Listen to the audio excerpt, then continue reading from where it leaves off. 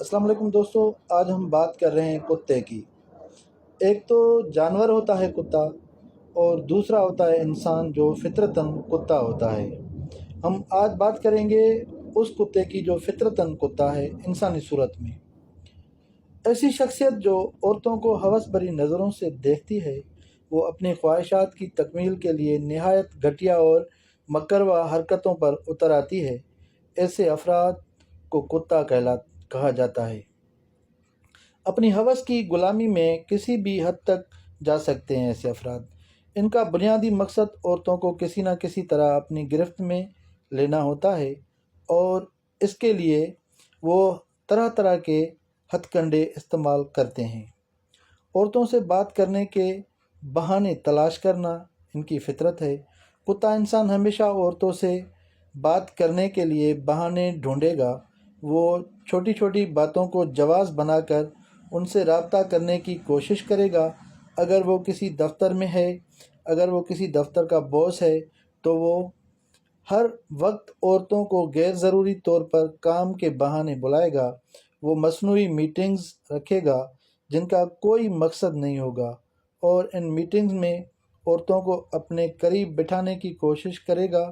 وہ ہر وقت ان سے اضافی وضاحتیں طلب کرے گا، حالانکہ وہ معاملات کو خود بھی سمجھتا ہوگا، بلکہ سمجھتا ہے۔ وہ ہر موقع پر عورتوں سے بات کرنے یا ان کے قریب ہونے کی کوشش کرے گا، چاہے وہ کسی تقریب میں ہو یا عام محفل میں۔ وہ باتوں کے دوران ان کے ذاتی معاملات میں غیر ضروری دلچسپی ظاہر کرے گا تاکہ ان کے ساتھ تعلق قائم کر سکے۔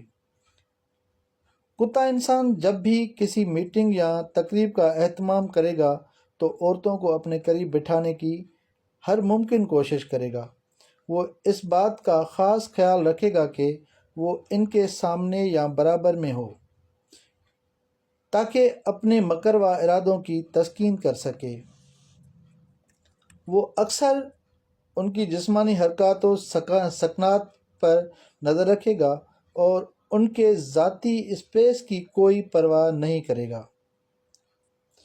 اس کا مقصد ہمیشہ عورتوں کو غیر محفوظ محسوس کرنا اور اپنی موجودگی سے انہیں دباؤ میں لانا ہوگا۔ ایسے کتوں کے رویے عورتوں کے لیے نہایت پریشان کن اور خوفناک ہوتے ہیں۔ عورتیں ایسے رویے کی وجہ سے ذہنی دباؤ اور خوف میں مبتلا رہتی ہیں۔ وہ اپنی پیشہ ورانہ یا سماجی زندگی میں آزادانہ طور پر کام کرنے سے کتراتی ہیں۔ عورتوں کو ہر وقت یہ خدشہ رہتا ہے کہ ان کی کسی بھی حرکت یا بات کو غلط انداز میں لیا جائے گا یا ان کے خلاف استعمال کیا جائے گا۔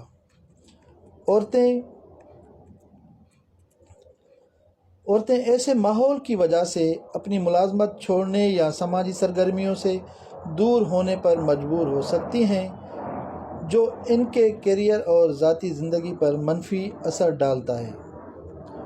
نتیجہ: ایسے کتے انسان معاشرے کے لیے ناسور ہیں، جو اپنی ہوس کے ہاتھوں مجبور ہو کر عورتوں کی عزت اور آزادی پر حملہ آور ہوتے ہیں۔ ان کی حرکتیں نہ صرف عورتوں کے لیے خوف اور عدم تحفظ پیدا کرتی ہیں، بلکہ پورے معاشرے کے اخلاقی اور سماجی ڈھانچے کو نقصان پہنچاتی ہیں۔